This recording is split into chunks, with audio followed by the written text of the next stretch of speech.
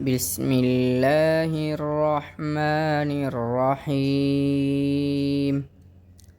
القارعة ما القارعة وما أدراك ما القارعة يوم يكون الناس كالفراش المبثوث وتكون الجبال كالعهن المنفوش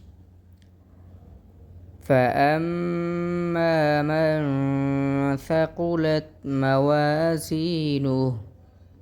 فهو في عيشة راضية وأما من خفت موازينه فأمه هاوية وما أدراك ما هي نار حامية